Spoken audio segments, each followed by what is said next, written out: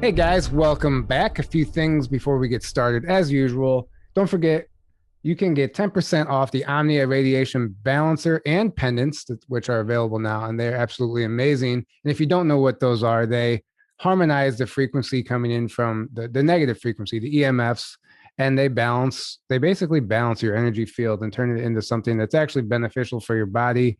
And you can get 10% off of those products with promo code TRUTH, all caps. That link is below. We have also recently teamed up with our friend Mason Fury, who makes these beautiful orgone pyramids. He has 3 or 4 different sizes. I think this is the largest one.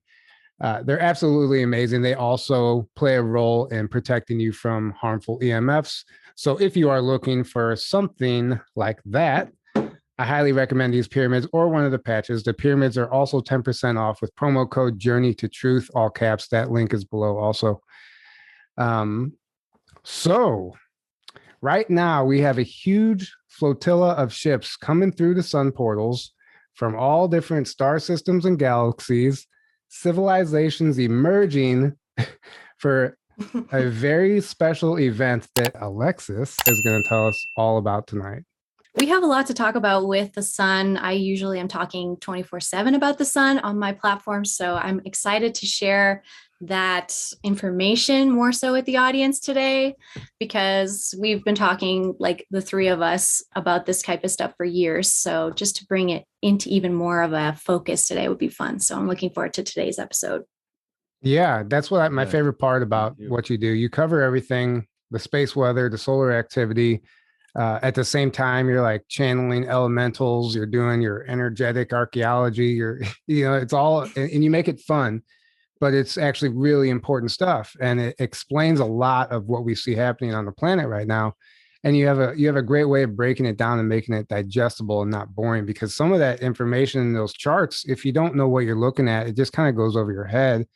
And that's what I love about what you do. So welcome back. This is, I know you've been on the show very early on when you were in your van.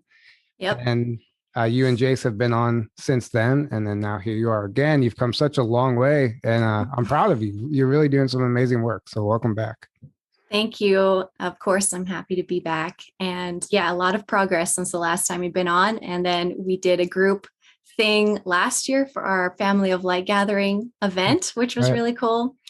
And yeah, we've both done events since then and matured, and our audiences are now waking up to even more serious events. Like you said, like it's hard to approach people with the idea that there is literal, civilizations and so on that are trying to contact us and travel within the stars and so on. And when I first learned about that, I was very moved. I was very inspired about the stellar network, I guess is a great way to call it, even though now there is a crypto about that, which is, potentially on purpose, but there is like that collaborating now where I feel like all this advancement and all these advanced civilizations are trying to reach us through these means, and to have like a technological advancement or like be good at tech and sharing videos and being creative.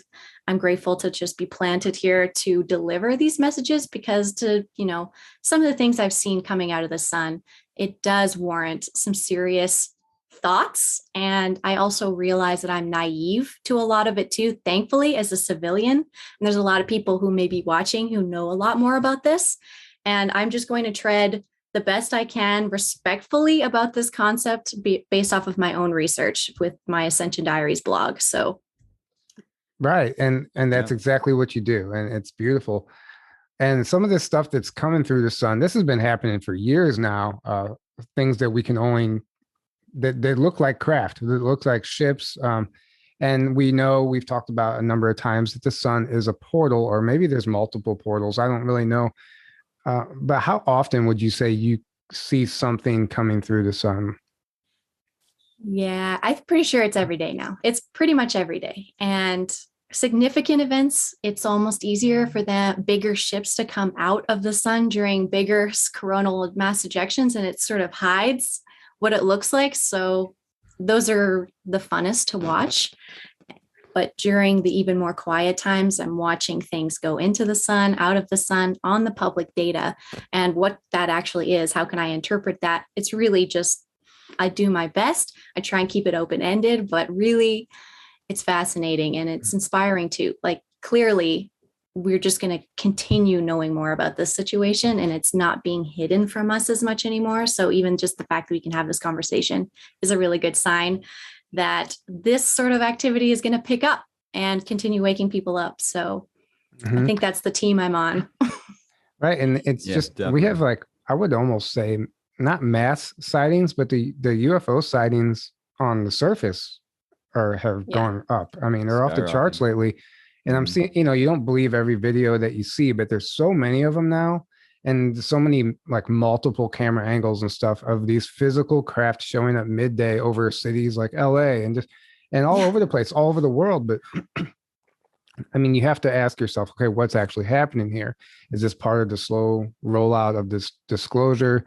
Has something shifted where they're allowed to show up and be here now?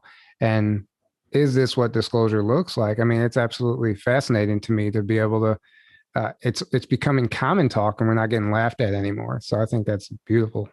Yeah, it is nice to have some backup for what I instinctively knew when I first heard it was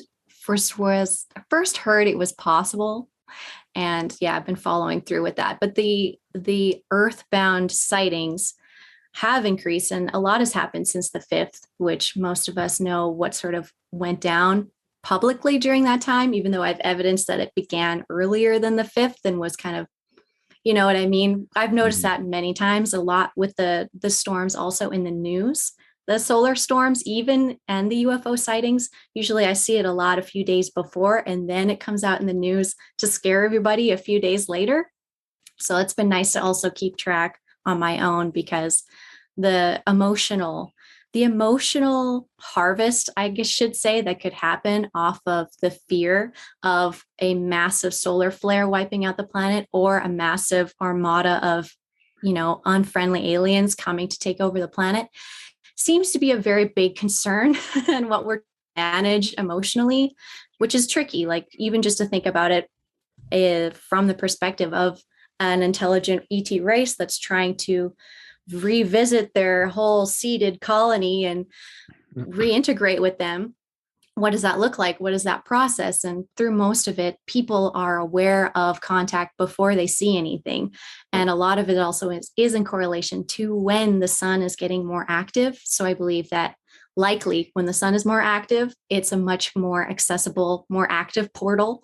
And then we see a lot more of that fallout and visitations here on Earth as well in the community, which has been interesting. So I'm having people track the clouds. I'm having people track their sightings. I'm having people track their dreams and the space weather as well to try and get a better picture of what the organic contact is really looking like.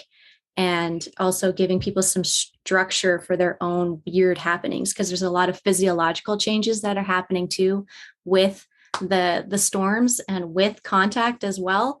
So just keeping people at peace, having these group chats and so on to keep the sanity and keep it grounded in a way when this is this is more of an upper chakra sort of awakening experience. It is the space above our heads that really is getting more active. So, we're constantly talking about grounding this in so we can stay sane, but there's so much insanity that's been lied to us about for so long that it seems insane, the logical things that are going on that are common on other planets and how contact happens and how these civilizations function is what I'm getting and understanding now. So we're just like doing these really weird backwards, forwards, baby steps, it seems like, with contact and with these sightings. But since the 5th, I've noticed there has been a shift in that. And I think people's hearts or something has opened up a bit, or even their solar plexus a little, being like a little more accepting and a little more brave about the changes of the world and what's to come. And so that's given me hope. And I've had more influx of interest in my work since then, even. So it just keeps waking people up. Whatever they see, it finally makes them curious enough. Right. And I agree. Like since the 5th, that whole CERN event, there's a million conspiracies surrounding what actually happened. Ultimately, it seemed to be some sort of a catalyst. Of course. Yeah. Right. And, then it was followed by the guide stones and then different color skies all over the world. And every every single one of those events has thousands of different reasons behind why. Everyone thinks, they know exactly why. And I don't even know if we're supposed to know exactly why. It's just part of this overall shift that the planet is experiencing. And it doesn't necessarily matter why they're happening, but what matters is that it is happening. Yeah. Big time. And it's almost like we almost like pull the strings a little before that. We're like, ooh, maybe this is meaning this. And ooh, maybe think about this. But now it's just like really in our face. Like, oh, the guide stones are getting knocked over and they're done. Like they're totally done. Well, like, what does that even mean? Like, we never get to see that level of satisfaction. Like, I haven't really gotten that level of satisfaction. And I've got a destructive side. I believe in the destruction and the birth of all of this. So I'm enjoying watching things break down as well as new things being born. So to have that level of like, like, wow, like things might actually go in this direction a bit more. And the things that need to be recycled are going to get recycled, which it made me feel relief in a way. So, right. Yeah, absolutely. That along with it's all coupled with the solar activity because, there's the planet is going through the physical changes and so is every individual. And I wanted to ask you about like, whenever we get a big flare or a big sneeze like that, what do you think how is that affecting the individual on an energetic level? Does this look different for each person, or is it like a collective tiredness or fatigue or a collective blast of energy? It's confusing to me. I was just wondering if you could shed some light on what's actually happening. Yeah, I really thought when I started the study and started gathering data from people during these storms that we were going to have pretty similar symptoms per storm. But very quickly, I noticed that that was not the case at all. And there is guaranteed symptoms to show up, but what the symptoms are really depends on the person, it seems like, and where on the actual planetary sphere they were during this storm because of direct impact or less impact. Some people are confused when they don't get as many symptoms as other people, even in my group chat, which is international. And I'm like, hey, listen, they got full impact during their daylight hours of this storm. And you guys were in the middle of your sleep cycle. So there's going to be totally different, obviously different responses. But one thing that I noticed that is kind of a common thread of our human behavior is that when there's a geomagnetic storm, which is when there's more solar wind coming down around Earth, it makes us more compressed on a whole, makes us more tired. Most people move into lethargy and move into rest during those storms. And during solar flares, which are very quick and instant, I've noticed a lot more conflict between people in their household, in their life, people who obviously are in this community to open up and become more heart-centered, be a conscious leader in the community are still having those moments where their frequency gets disrupted and they're fighting with their loved ones, with their, coworkers and their animals even. And it's interesting, although I have read about that these sunspots may even occur because of tension that needs to be released in the human collective, which is very cool. But the nervous system is really obviously the biggest key. And it's how we absorb all of these electromagnetic frequencies and photons and so on through our body and kick them out through our torus field and sort of run it through our bodies like a circuit. And people who have issues with their circuitry already certainly struggle the most with the symptoms of space weather in a way and these solar events. And those are the people we work with the most. I work with the most and helping. And usually I'm doing, hey, heavy metal detox is your number one friend. Do it every single day.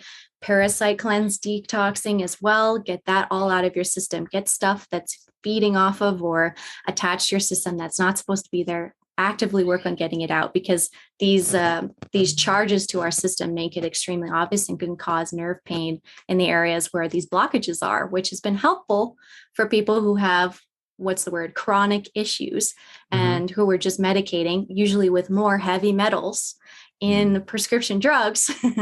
And that was not helping. It was only just making it harder and harder for them to connect. So we're purifying our vessels and we're connecting to the intelligence of this whole thing, because the more I'm doing so, I'm realizing how logical and how helpful all of these symptoms can be.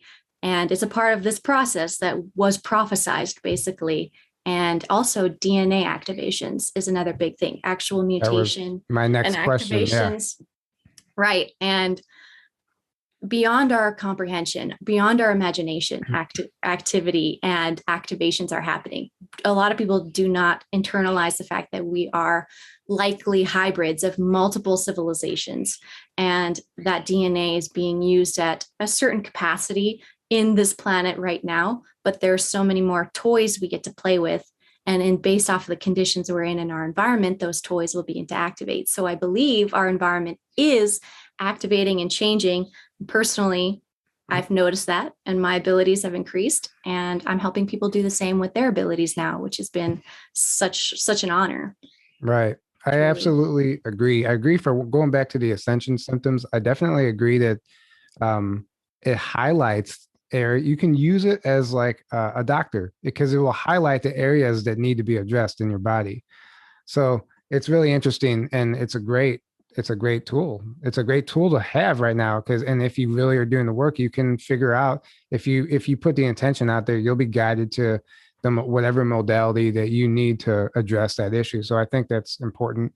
And then the DNA activation thing, 100%, that's been coming up in my own meditations, in my dreams, just across the board. And we know the Queen just did that ceremony. Queen Elizabeth just did that. What was it? I forgot what it was called now. Whatever. Let's not speak its name. Right, exactly. Yeah. But she just did. It was like a countermeasure to this natural activation that's happening, and they would only be doing that for one reason. It's because this is very real. This is very real, and when our DNA is fully activated, we're no longer the human that we recognize anymore. We're transforming into something beautiful, and we're tapping into our true potential. I agree. And it's going well. It doesn't seem to, no matter what little weird things that they're doing for the public out of these puppets that I don't even think are actually who they are anymore, which is a relief, but also just to highlight, like, hey, we also care about DNA in the royal family. Whoa, weird. Like, I wonder why. That's so strange.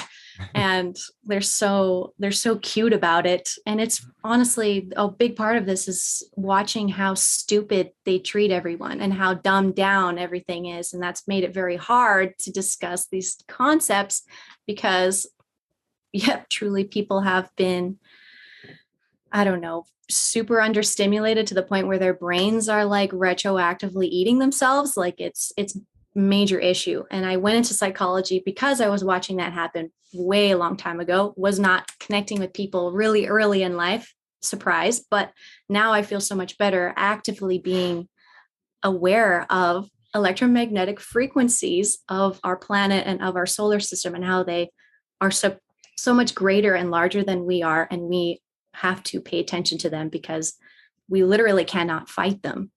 It's so much bigger than we are. And the crown and all of them try to make themselves the end all be all.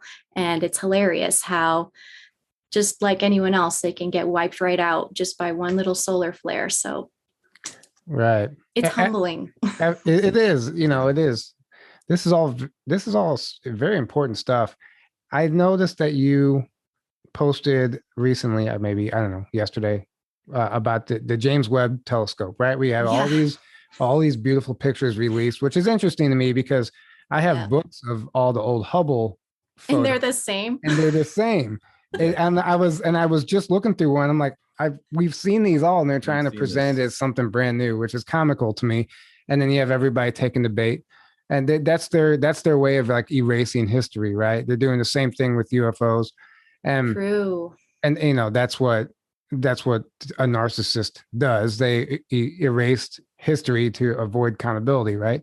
Yeah. Accountability. So, but you made an interesting comment about NASA. Right. And I would like you to share your thoughts on NASA, because we give NASA such a hard rap as far as, never a straight answer, which is true. They've lied to us in a number of ways, but there are factions of NASA that probably are covert, part of black budget side of NASA that we don't know about. And there's some real people working within NASA that are, this is their lives. And I just want you to express what your thoughts are on that. Yes, I made a post yesterday to trigger people in a way as well, because I knew the whole fight about NASA was about to just get rekindled that flame. And in my opinion, being in this community for so many years, I've watched the lazy argument over and over where people just completely wipe away NASA like it means nothing to them, even though I think 90% of the data that I gather is filtered through NASA. And pretty much all of the weather information, I'm pretty sure, is also filtered through NASA. So if you believe the weather station online or whatever, you may be getting your information from that source that you cannot trust at all. And I'm not saying that you need to trust this source. I'm saying we are barely being given anything. We're barely being given any information about this because, like we were talking about, being aware of this greater community, of these greater ecosystems that we're a part of, opens up the chakras, opens up the DNA, opens up the consciousness, makes you just think and deliver your life differently, which is not conducive to being a slave on one planet. It is to be a god of creation incarnated, where you can interact with other beings who are on that level of awareness about what we all are, a spark of creation, interacting with creation, in my opinion. So NASA obviously doesn't make posts about that. That's what I do. But I'm able to take their information, which just by existing makes people think about space and opens up that chakra, opens up that awareness just for a minute to be like, oh, something outside of myself is also alive. Something outside of myself is also communicating, shining, existing, older than me, stronger than me, and giving a little bit of a perspective to the extremely closed-minded, existence that is desired by, again, the slave owners. So we don't want that. So to completely just wipe NASA away, I think is very foolish because, like you said, clearly there is a public face for the level of comprehension that the Earth's intelligence has been kept at on average.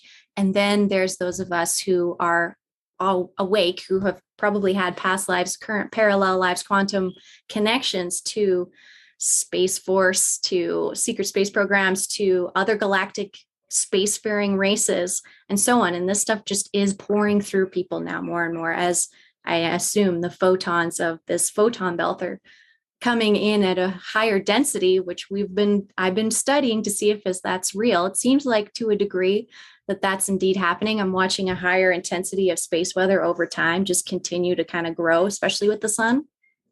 But yeah, NASA, no matter what NASA says, it's more about the influence on the collective consciousness that they continue to have.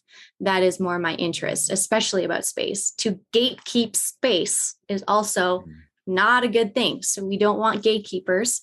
And so what do? You keep your enemies close, and you watch them and you watch over them. And like you said, you double check what they're doing. You look at the other theories, like, hey, this picture looks like this picture exactly, but with the starbursts being 6 points instead of 4 points. They've only just changed a little bit. So are they just re-releasing old quality photos they took back with Hubble as the cover of James Webb's innovation?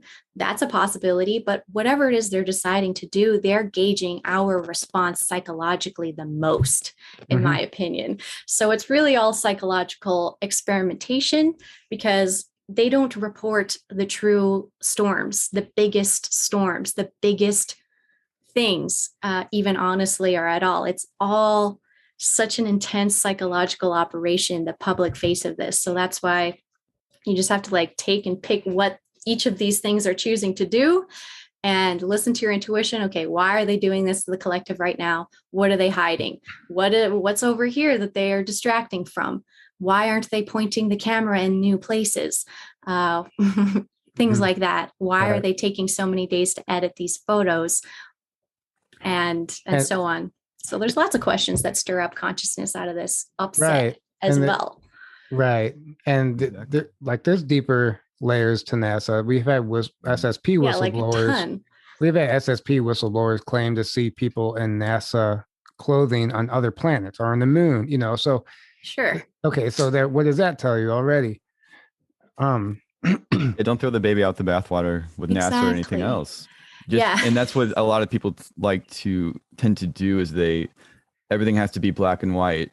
So it's like, oh, well, NASA is, it's a cabal like organization, but that doesn't mean all the data is false. There's a lot of true data there, but then it's more about what they're not showing you than like, oh, Yeah. the data is fake in itself. So it's just about using your discernment with everything else. It's like, everything else, like there's going to be truth and falsehood in everything, and take the good and leave the rest, and then figure out. And with NASA's own data, you can actually figure out a lot of what's going on by doing what you're doing. And like they won't tell you things like, oh, every planet in our solar system is all heating up and all storms are getting bigger, but the data is all there, and you can look at that yourself and piece that together, like David Wilcock has done and others have done, So it's like that. That's a very good point. You're right. And they are also being honest to some degree about the data, but they don't publicize it or make it as big of a deal like I like to do, because I'm watching it going, like, oh my God, this is bigger than I've seen in years. Like, I got to report this and talk to whoever will listen. And unfortunately, I know the kind of content I'm making would be extremely popular to the masses, and I make it with that intention. But the fact that it's being suppressed and that I only have so many people who are watching this, but telling me how important it is, I'm like, okay, well, we're just going to keep rolling through, and I'm just going to keep watching the raw data. So I have a collection, and I'm aware of an archive of information. So at least I can be a voice for the civilians that may help in the future when things start getting a little bit harder to decipher, which I believe is going to happen pretty soon, because the solar cycle is moving up to its peak in 2025. And I'm just going to be here for it. I'm just going to see what that's really going to do for all of us. And right. I'm very excited. I'm nervous also. Right. I mean, I think a lot of that suppression is more of an illusion on the screen. So I think they can suppress the numbers, but it still has the reach. Obviously they can suppress, like lower you in the algorithm, and there's many ways to look at it. But I would imagine that you probably have a lot bigger reach than you're witnessing, and probably a lot of us. Agreed. And not only that, but also the caliber of people that we're connecting to through this work are also extremely powerful beings who have, guardianship in their bones, and they are multidimensionally like activated souls. So the impact that these people have just by agreeing with your thoughts or hearing your data and confirming that with their own, intuition, I believe that's making a ripple effect that obviously we can't see online. So you're right. I agree. You're right. You're right. I mean, who knows? Who knows what that looks like? I want to talk about the Schumann resonance a little bit. Okay. So, don't laugh at me, Aaron. We have it's coming. We're going to do it. Right. We have the baseline Schumann resonance that we're all used to, but it seems to be like this. It's just heightened and heightened and heightened, that eventually, like I've heard a few people mention now that they're predicting like a new baseline, like the entire resonance is going to be at a higher vibration, or whatever you want to call it. What are your thoughts on that? It's funny because I just got a message about that just now. It was like, oh, remember they just reported there was a crack in the magnetosphere just a few days ago. I think it was the 7th. And that was the day a lot of us are seeing the sky turning green, pink, purple colors and strange places people didn't see. Well, the excuse was that there was a crack in our magnetic field, and it was causing more of this light and this shift to happen. And potentially, I used to argue more of being like, well, the shape of our fields don't really change and the shape of our planet don't really change. So how could these baseline frequencies change? But if we're cracking open and having cracks and the actual shape of our geomagnetic field is changing shape or our surface, which could potentially expand from the inside, which I had been thinking about lately as like a potential that I never thought of before. But if the distance between our surface and our ionosphere and the overall size of the planet changes shape in a significant enough way, our baseline frequency will change. So the theories are, for people who don't do all this study, I hear over and over and over, the frequency of Earth is going to go up. The frequency of Earth is going to go up. And I, scientific minded, was like, well, how? Unless we change the shape. But now I'm seeing evidence that the shape might be changing in front of our very eyes, which I'm open to, because again, that's what a lot of people were channeling. So I was trying to make those connections and try and make sure that they were right or validate them too. But I couldn't until recently, being like, yeah, I think the Earth is much more capable of this flexibility than I thought. And these cracks could change the shape as well. But we're at a 7.83 on average hertz, or rotations per second of energy. And that's our average. But I do see it go up to that baseline to an 8.80 hertz. I've seen it go that high on the Russian data, and then come back down to actually go below average for a little while to kind of almost like correct. So to actually see it just up its average a little bit, I would have to do the math myself every single day in the year and take those measurements myself, because the public data doesn't give us that. It doesn't go, oh, this year our average was this number, decibel number. I don't care how many decibels they go to, right? Just tell me what the average is, but that's not there. But that's what we're looking for. And we want to know, will that yearly average change slightly? And is it increasing? And I literally just don't have the time to take down that many numbers and do that much math, but I might have to go to that point, to be honest, because things are getting really hairy. Right. It's getting harder. Lead the way, Alexis. They black out all the storms that I want to see too on the data. They'll just delete it hours out. And I've been waiting like, oh, I saw it off the sun. I'm waiting for it to land on us. And then it's gone. So you think the blackouts are actually them deleting the data? Yeah. More so because I've even taught myself how to prepare and look for it. And then I just watch it be deleted instead. And I'm like, no, that was the storm I wanted to look at. And it's just been completely removed. And then the next day there's an article like, the sun could kill us, and it spreads everywhere. And I'm like, that's just ridiculous. I do get frustrated in this job, but the passion continues to grow, I think, because I keep, I'm a bit of a fighter too, I guess. So. Right. Well, that's in our blood. That's our, we're all the justice. We're all light warriors, There's a warrior spirit within all of us doing this work, I believe. Right. And I definitely think that the expanding Earth theory is plausible. We've talked about this a lot recently. We talked about it on our last episode with Daniel Sala, right. Jacques Doubleday. He covers this immensely. He does he provides a lot of proof and evidence of this expanding Earth. But it would make sense that it's expanding from the inside, because the planet isn't exactly what we were taught as far as what its makeup, and actually what it is. It's a massive power station. But yeah, thanks, NASA. Yeah. Yeah. Right. So I definitely think there's something to that. And speaking of, this is shifting gears completely, but what are your thoughts on inner Earth? And I love it. As far as it being inhabited and civilizations and stuff, I know you're always in communication with these other dimensions and stuff, and that's part of what you do. Mm-hmm. What kind of information is coming through from those realms, and like what type of beings are you seeing, and what does it all mean? Great question.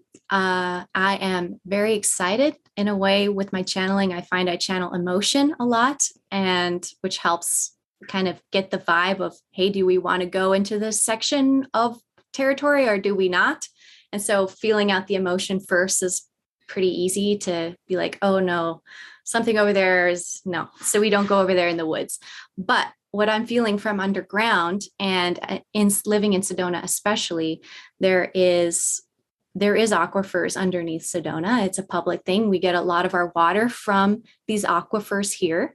And there's plenty of other places that have these just underneath the ground aquifers and these big old places that humans just don't go to, where there's nobody really taking photos or selfies in our underground caverns very often. But I'm seeing that change. I'm seeing, especially with little social media inputs, that is so fun. Uncovering caves in China seems to be a huge one. That China is just a huge territory of all of these pockets.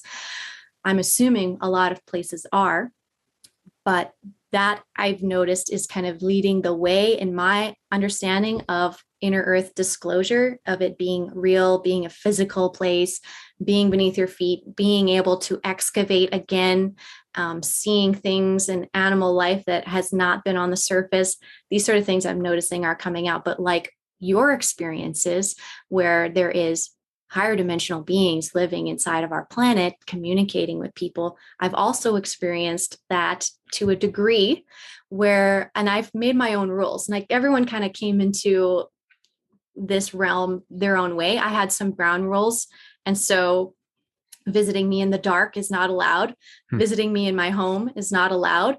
We got to go outside in daylight and you do your best to give me a message. And you know what I mean? That's my rules. So when I'm out there, I get a lot of sounds and messages that are hard to decipher where they're coming from. A lot of them come from inside of mountains and underneath the ground. And I believe there is a major effort and excitement from I want to say the Fae and like the Sasquatch beings on Earth, especially, and in this area, especially, where they are also navigating these inner Earth areas to a degree, where it's kind of like they're the conduits between Earth surface humans and kind of this whole, in a way, almost make-believe realm that is beneath our feet, right, which is fantastic. And a lot of us have had our imagination and our our joy, our inner child joy, and our ability to accept these realities kind of washed out of us because being stuck on the surface so long with all of this nonsense. But I really am excited for, I want to say, the like Earth integration of our Earth Mother and her children who live here as a group, and how we all get along and how we all respect each other's space. That's really getting developed more. And how potentially these even way more advanced inner Earth civilizations who are on another frequency, we may not even be able to see them with these eyes because they're rotating faster than we can see with our biological suit, potentially. But they're making disclosure movies like Left, Right, and Center, where there's gods living in the earth. And there's these huge beings like Kong versus Godzilla was an excellent movie for that. And I just kind of rewatched it again, where they went inside and they went through this like physics shift as well because of how everything's working in there. But personally, I'm more so on the state of happily on the team of the Fae and the Sasquatch, who are like treading their way into our lives, and also the like under earth or inner earth advanced civilizations who are picking and choosing their people who they want to contact. But for example, like yourself, Aaron, you were just in Shasta, if I may. And there's obviously, you talked about in your last episode, where there's a city underneath of Shasta called Telos. And I've been to Shasta myself, and it was hilarious to me because it felt like the entire mountain was a hologram. And I was like, this is so funny because I want to connect to this great landmass because I love mountains, but this one feels weird. And I was having a hard time even climbing on it. To me, I'm like, oh, this is kind of strange. Like it throws me off personally. But now it's like, yes, there's a civilization under there. And we're not ready for that yet, a little bit. And I've been kind of tiptoeing around those realms of, we aren't ready for that yet, but it's close. And I'm just holding strong and being a ally in a way for Earth and for the beings of Earth and the beings who want to help Earth in any way. So I'm making myself available. I just get random information all the time from all different directions. So inner Earth is buzzing though. If I'm like tuning in right now, they're very excited. I feel excitement in the inner Earth, which most of the time I don't. So I think something has happened where potentially the barrier between those two realms has been changed, which could also have to do with what happened on the 5th as well. So I'm excited. Like we're seeing like the sea creatures and so on as some evidence of that too. But I'm also seeing sky creatures as evidence of that. And water creatures, I don't know. It's tricky. Like it's the animals. The animals are also a huge clue as well of like what's going to happen. And lately the animals have been next level in my face. And I'm just kind of nervous. Like, what does it mean? Like, I'm not even sure. So the surprise is still coming for me as well in a way. Right. I agree with everything you just said. And I do think that they are choosing specific individuals to communicate with. Yeah. And whatever that process looks like, I don't know, but certain people seem to be in contact with inner earth beings, and I don't know if that's how, I wonder like what's going to be more of a shocking disclosure, the inner earth disclosure or the UFO disclosure, like the extraterrestrial. Probably inner earth. Yeah. Right. Because they went extraterrestrial first, in my opinion. Right. And it was like, oh, we didn't even think about the earth. It's just like, oh, there's some magma in there. Like, yeah, it's going to be, I mean, if we actually do get actual physical, like tangible evidence that somebody can go grab about an inner earth civilization with this advanced technology and living an entirely different lifestyle that isn't suppressed, that's absolutely mind-blowing information. And there's tons of information out there surrounding this, but it's not necessarily mainstream. And most of it has been, quote, debunked, if you look it up, obviously. But I definitely think people would be mad. Be mad? I think they'd be angry for sure. And I think that's a lot of it. Like they're always tiptoeing around things that'll make people mad unless it's like useful for them. Yeah. And to know that there's people living a better life on your own planet just below your feet who don't want to talk to you, that'll hurt. That hurts a little bit. But obviously that's not the case. But if your heart is closed, that's kind of the direction I feel like people would go. Mm-hmm. Yeah, I mean, I'm excited to see what's next. Yeah. And then we had the emergence of 17 again, which is a big, very controversial, right? There's so many people that want to throw in their opinions about that. I do, for one, believe that there is some sort of galactic component. It's not so much about this military operation as it is, again, the catalyst and what it stands for and what's happening behind the scenes that we may never even learn about. What are your thoughts on that? Yeah, I agree. There is, how do I explain this? There really is an incredible amount of evidence that there is a bunch of people who have incarnated in this time to have these jobs where we are dealing with these spectacular topics and making that more or translating that more into the culture now and into English, because there is a quantum communication happening and quantum information from the future is going to be much harder to decipher in the now because even just cultural differences. So in the beginning of those drops, it was obvious to me that there was a little bit more of a futuristic sort of military sort of vibe to it, where it was just trying to relay any data and give us some questions that could spark the awakening, could spark better research. And the direction it's sort of taken now is almost like somebody to hold your hand through the quantum ascension in a way too, where it is, even for me, it was a moment of like relief where I had forgotten about it.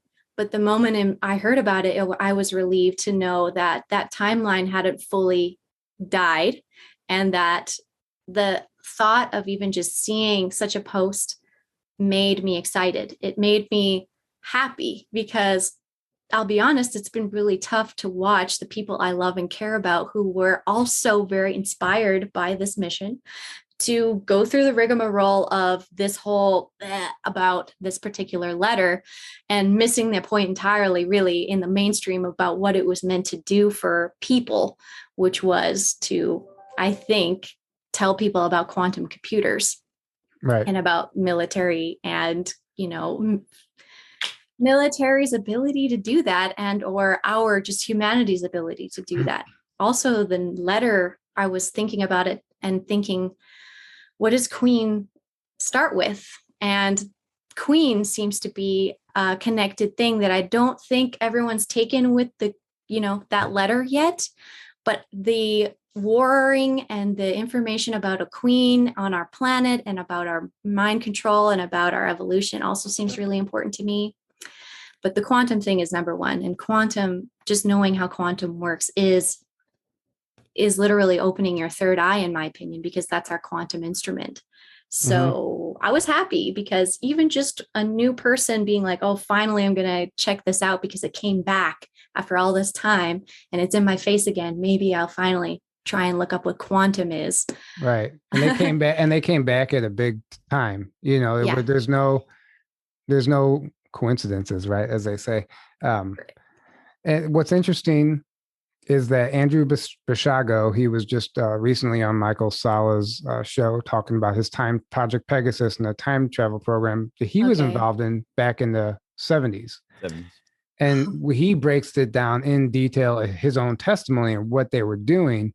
And he was explaining having this technology to go to the future, gather intel, bring it back, and then you couldn't actually do anything with that intel. Otherwise, it would be useless intel because you would change the outcome, but you could still utilize it to somehow prepare or counter whatever was going to happen. And the way he was describing that the whole time, I'm thinking, cute. Like I'm thinking, this is exactly the technology that this operation is using, but he breaks it down so beautifully with so many details that we haven't quite thought about yet.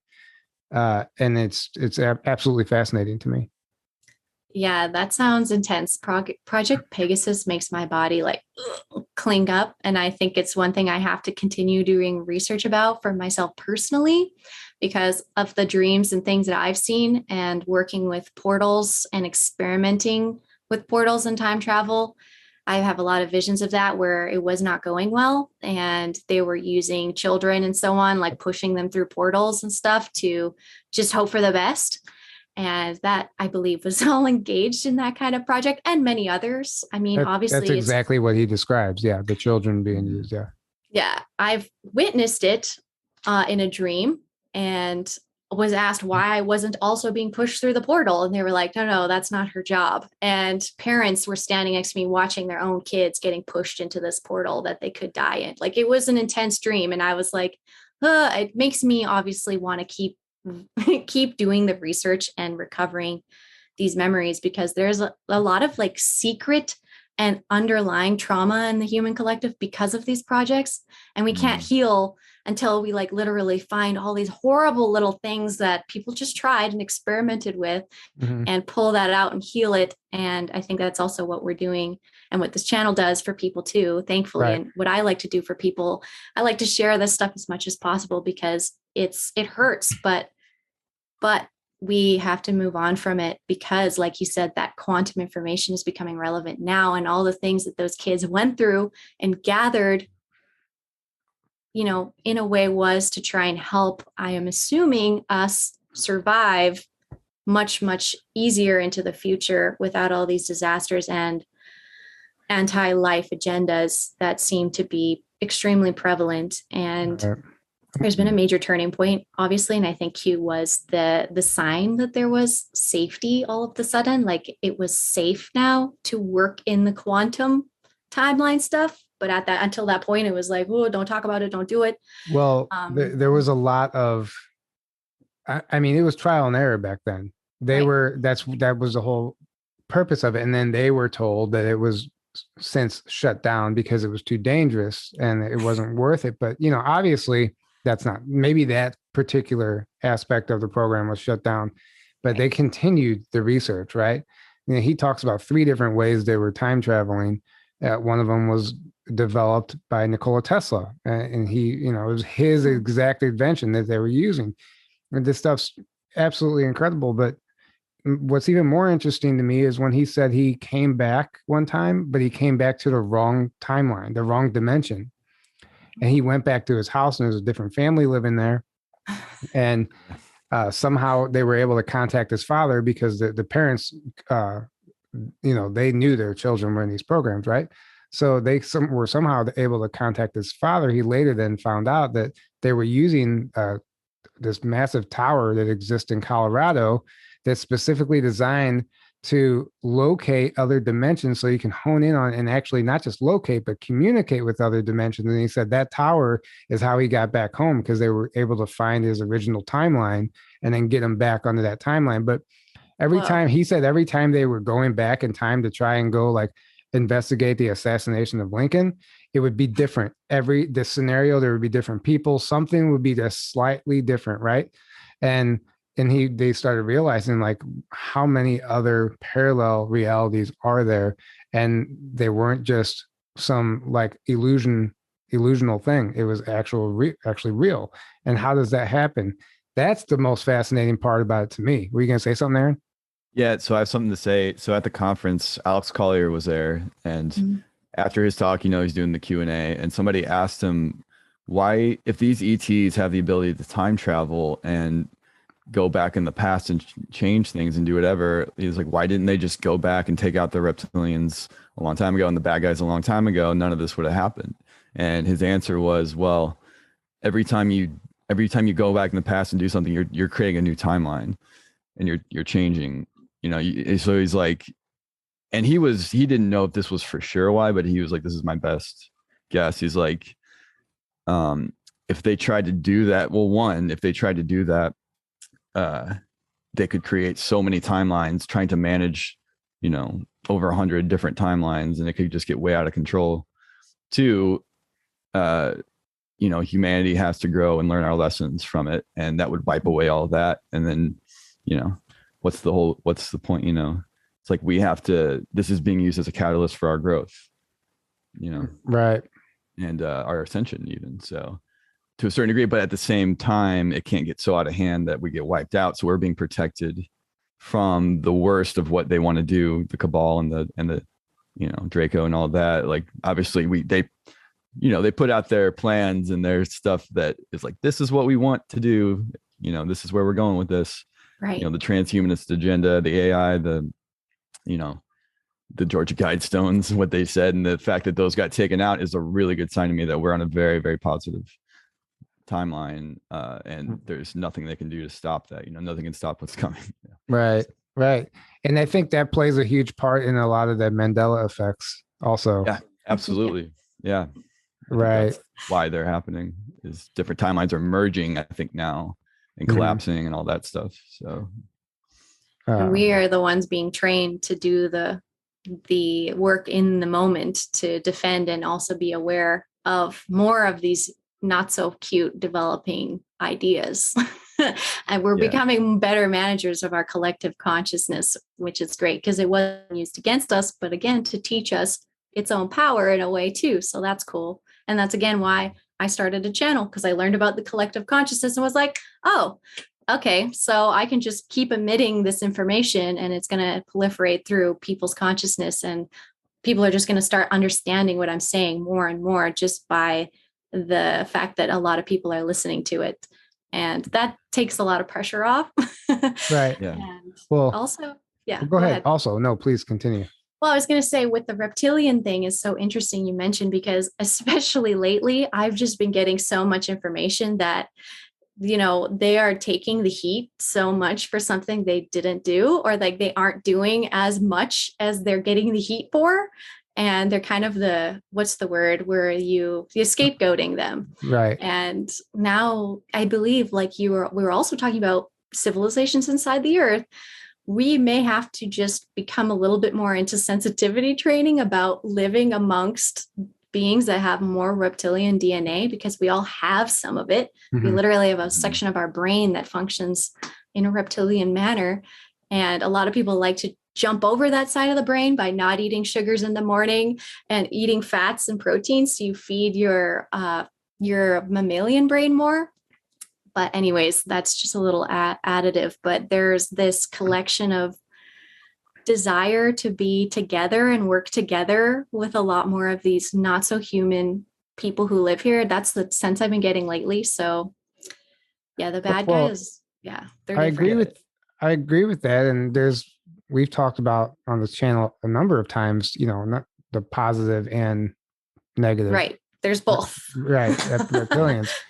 And obviously, there is, you can pin them for certain, events and certain things, but not everybody. That's just like a human going to a planet, and if that human happens to be a murderer or a serial killer, and that's all that planet is going to know of humans, they're going to think all humans are like this. But that's not fair, that's not fair for us who aren't like that. And we want to go there also, and all of a sudden we got a bad rap on this planet, and that's the way I kind of envision it for every species, really.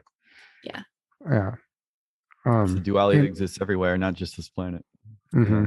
And the higher up the dimensions or densities you go, the more connected everyone becomes, and then naturally the less there is duality like that, because when you're one with everything and everyone else, you're not going to destroy yourself. It's painful to you, to what you do to others. You sense it more. We're more disconnected here. Even we're connected, but we don't sense it as much as you do when you go higher. So that's why we think we're separate, and we get angry and tribal and like want to war with each other and kill each other. Absolutely. Like the higher up you go, the less that's a thing. Well, and just moving above that duality. So the duality is what makes this the 3D dimension.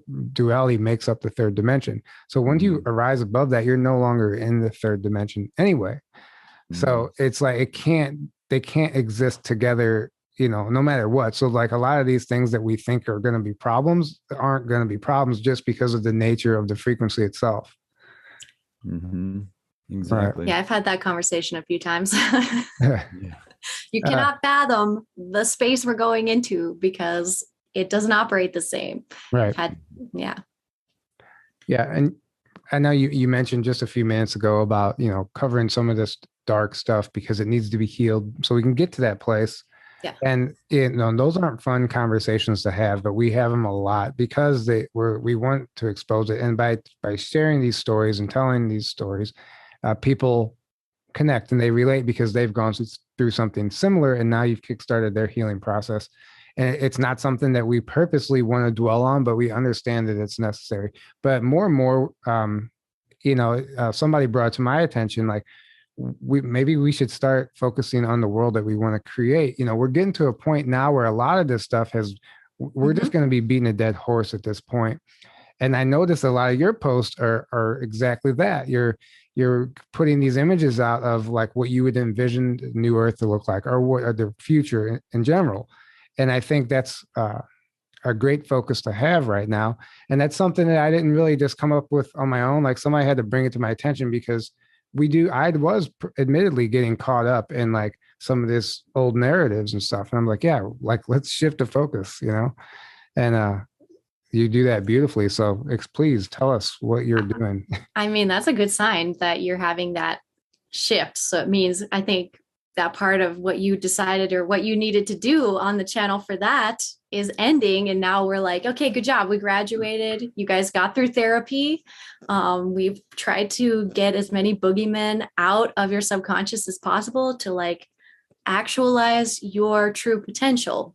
Because like these sort of attacks were meant to close down and make us not actualize our potential. These sort of attacks on our faith in God, basically, and that we're safe. And then all of a sudden there's some type of motion against that. It'll cause like a fractaling of the soul.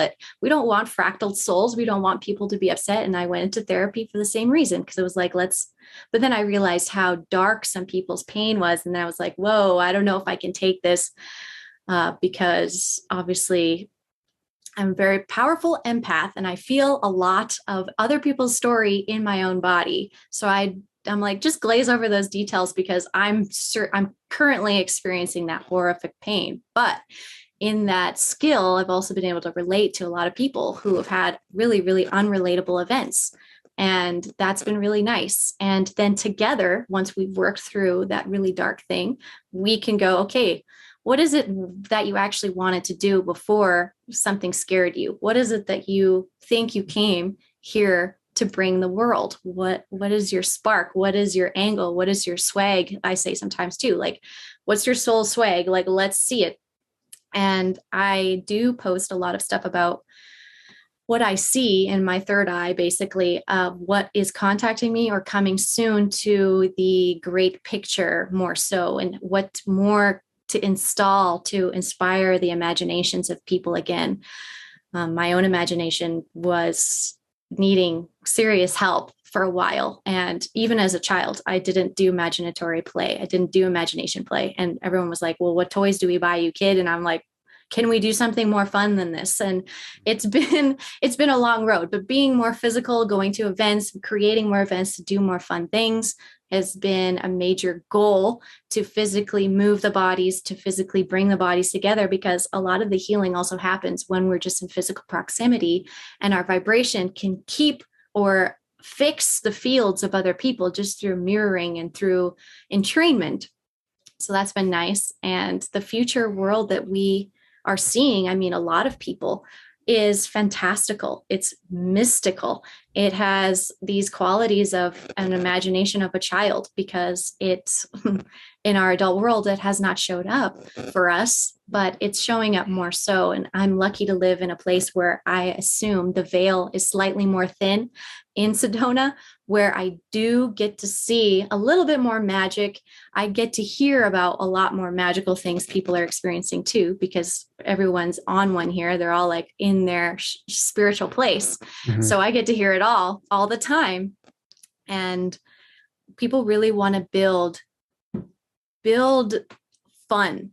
They want to build things for fun, to create fun on levels that we forgot was possible. For example, one of my things that I want to build is a lazy river situation that's super fun, because I love lazy rivers, but I have not been to one that I like. But to just have that freedom to terraform and make something like that, just for the utility of its fun and also how relaxing and lovely it is. I'm hearing those types of inspirations coming out of people, and people are wondering where they're going to get the funds, where they're going to get the materials to make this thing. And that's a lot of what people have been channeling also, is in this new earth, these materials are going to be present. We're going to be able to manifest just with our minds. We're going to be able to do these things, but how people say it in English and how it shows up in the physical, I've noticed, is also a bit of a miss sometimes. So to just wait and expect these things to come towards you is not helpful. You have to actively want to make something exist that is fantastical, even if your thing is bringing the unicorns back. Mm-hmm. Doesn't matter. That thing is totally possible. The dragons as well, extremely obvious to me that the dragons are physically trying to return and visit with people. They're doing it in etherically in the clouds, like they're almost in our density, but not quite. And these sort of things are showing up around me, and people's ideas of creating these amazing places to gather and have fun and interact with nature and have a deeper connection with spirit and their own gifts it's just pouring out of people. So it has to be, we're creating it, that we are making the new reality through our own imagination, which is so cool. And I really am curious how, again, in this density, that's going to continue to show up. But so far I've been playing with it in small doses and it's been working, but it takes a lot of energy in this density too, to do that kind of stuff, energy and resources. And then you have to deal with the matrix and permits and neighbors and blah, blah, blah, like all these problems. And I'm really ready to be like, oh, all of a sudden nobody thinks that's a problem anymore, and just dig up this piece of property. No one's using it. It's public land. Okay.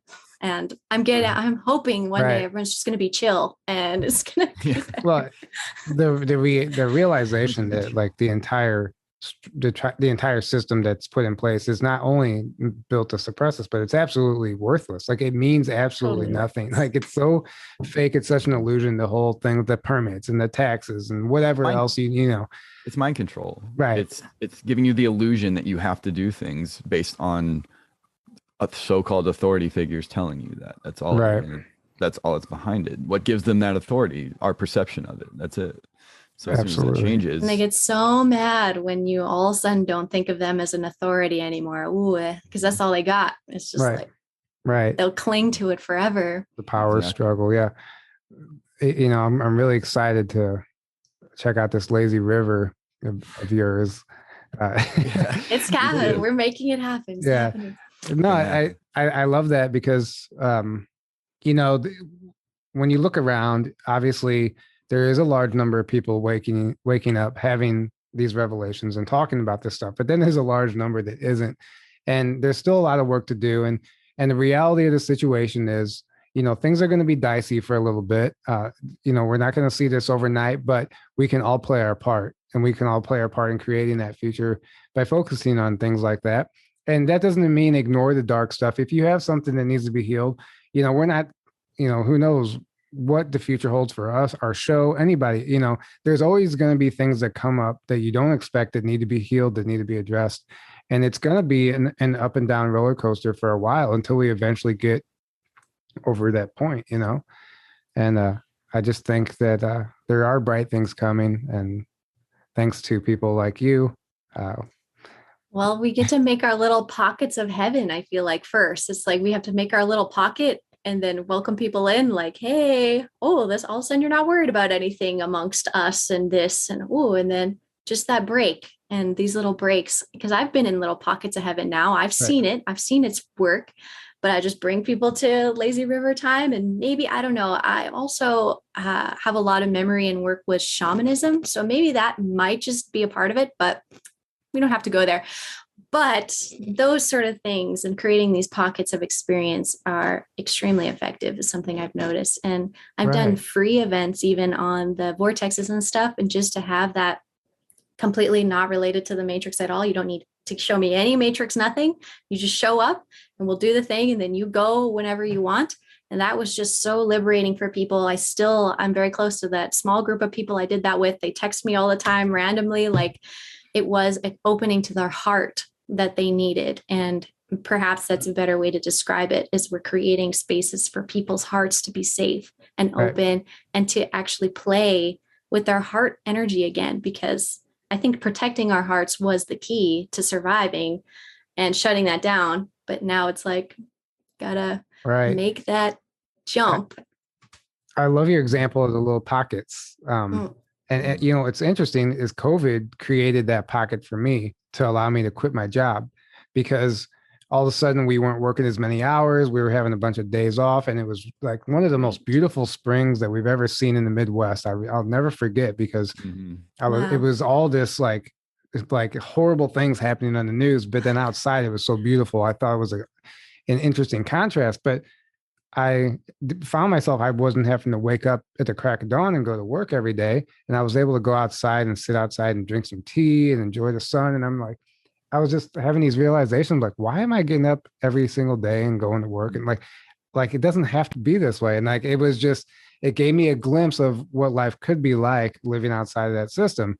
And it was just like a little pocket of it, but it showed me that it's real and what life could be like whenever you break free from that. And that's exactly what you're talking about.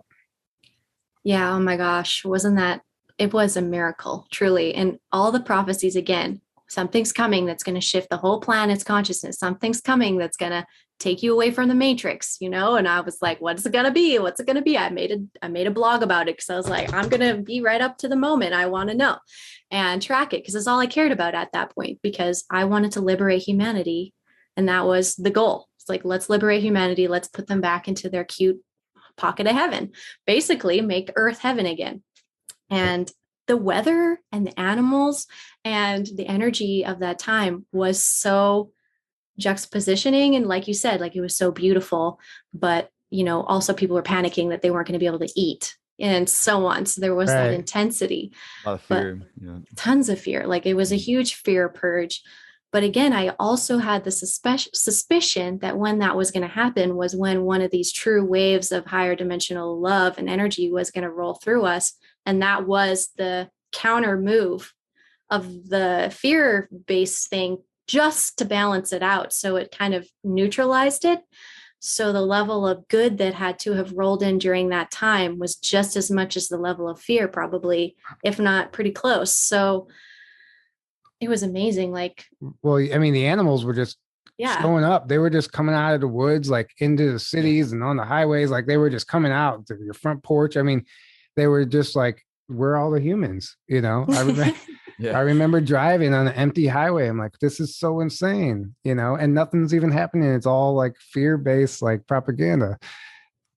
It was weird too how many people weren't out playing during that time, like fearlessly. Like you said, you're alone on the highway. I was alone in a whole city at one point, and I was just shocked. I was just like, Right. I'm having the best time because finally I'm getting some space, and like everyone who I do see out is, not afraid, Right. which was amazing. And it was more of that, I hope. Yes. it was funny. It was funny. It was an interesting time. Not funny. I shouldn't say that because some people will, some people did not have the greatest experience. Of course. And, of course. that's not what we're not. Yeah, go ahead, Aaron. It was a huge catalyst. It was. And it showed, it like created this divide of like all the people that are very stuck in fear in the matrix, very embedded in the matrix. And then the people that like us that were like, already waking leaving up from the and we're like, and and then it was also a catalyst for a lot of people's awakenings. A lot of people woke up because of that, or they left the relationship they should have left because of that, or the job they should have left. Like Tyler, you had that. Like it was like forced us into like to like nudge us to where we needed to be and learn a lot of lessons and growth, I think. Yeah. Also, I don't know, you guys have even been interviewing some people, but there's been very powerful galactics and psychics that also woke up just then, like doing their life. They're into their adulthood, still not quite engaging, not knowing what their skills are for. And then boom, like it was just so powerful. And I had been like crawling through myself for a few years before that, working on that and being like, okay, I have to activate this and there's something coming and I have to be prepared, and you need to get away from the matrix, and you have to be self-sufficient, and you have to have a skill you can trade, and you have to be, connected to your higher self, and whatever's going to happen is going to happen. And I'm grateful I had prep for that.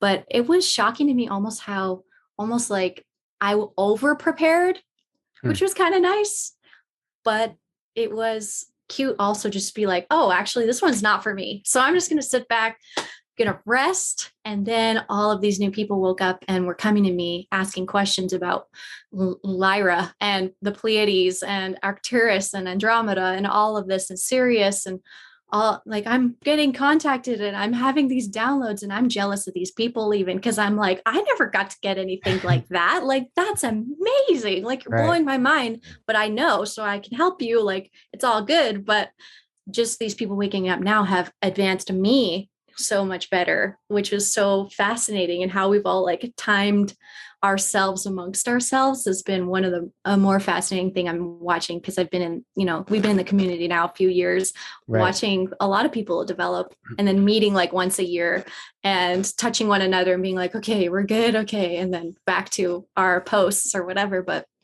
the mood is lifting now. It's getting easier to do that. It's getting easier. And now you can make your videos with your cool new shades. And yes. I love those sunglasses, by the way. Me too. Where are they at? Put them on for us. I wish I could. I'd have to get up, but I'll do one today. It's Wednesday, so I have to do one for today, but it's to activate those galactics out there. It seems to make the galactics happy. Right. Well, thank you so much for coming on and doing this. This was a lot of fun. This was really fun. I enjoyed this immensely. Please let people know how they can follow you, where they can find you, what you offer, all the above. Absolutely. I would love to receive all of the new viewers on my YouTube channel. Please and thank you. I have a YouTube channel called Ascension Diaries. Please go over there and subscribe, hit the notification bell. That's going to be the easiest because most people watch this on YouTube. Obviously, I have a Rumble account. If you guys are on Rumble and you'd be like, oh, you don't have YouTube access anymore, because I know I've been in the trenches with all of you. I know what's happened. I've watched all the social medias do what they've done to people, and I'm on pretty much all of them now just to keep track of my own friends. So find me anywhere. My best is YouTube and Instagram. And then I'm growing a Patreon page as well. I have 55 out of 500 people signed up by now. I'm just hoping to sign up more people, become more financially independent. individually with my own blog and my own work, and continue creating resources for people who are wanting to activate their superpowers, who are trying to understand and interpret as well the charts and the space weather, so they can be, I don't know, the head of the household, I should say, or the head of their family in this particular information, which I've been helping a lot of people with. I also do readings by donation. So if you want to find me on any social media and you're like, I need a reading, you can either get a donation-based reading or you can book with me on my ascensiondiaries.com website. Yeah, everything else you'll need is on there. And yeah, I'll be seeing you all around. I love to be in the comment section of this podcast. I'm a huge supporter of this podcast and a few other people who do this type of work and genuinely get the most kicks out of just supporting other people in the community who are making videos, who are putting out content, who are pushing themselves to genuinely disclose who their soul really is and what their skills really are, because the fear of exposing and doing your own work is slowing down, I believe, the progress of our ascension, of our collective consciousness. So in the end, I'm really a cheerleader, being like, go do it, do it, do it. Like, talk to this person, go on this show, talk to this person, go here, go there. And I'm just constantly fussing with so many people and so many things. So if you need anything, you just message me and I'll probably be able to help you out. So I make myself available. And follow her on Instagram and Facebook. Yes. Ascension Instagram, Diaries. Facebook. Yeah. Please. Right. Her stories are fun. And they're like and you might actually hold the record for the longest stories of anybody I know. Some days it is. It's a lot. It's too much sometimes, but I get embarrassed about how much I post sometimes, but all I hear is like, don't worry about that. Like, information's being disseminated. I'm like, okay, well, more people to wake up and work means my stories maybe can be a little shorter next year. There you go. Wow. Wow. Well, thank you so much. This has been beautiful. We really appreciate everything you're doing. Guys, go subscribe to her channel. Go check out her website, book a session. But yeah, thank you so much for everything. We love you all. Thank you for your support. And until next time, have a great evening. Good night, everybody. Night. Thank you for having me.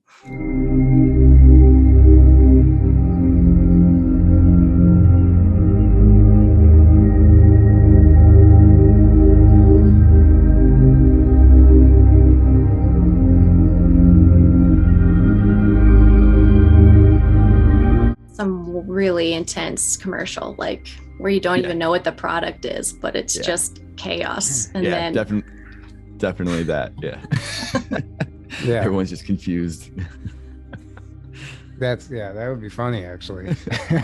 multivitamins. Hold on, just go into this whole thing, and it's just about the Omnia patch or something. What does that mean? Yeah. Yeah. It's just like a shark attack. Starseed vitamins. Starseed vitamins, yes. Starseed multivitamins. Multi-dimensional and multi-dimensional. Yeah. That's the same word. I'm pronouncing it differently. I know, that's why it's hilarious. And multi.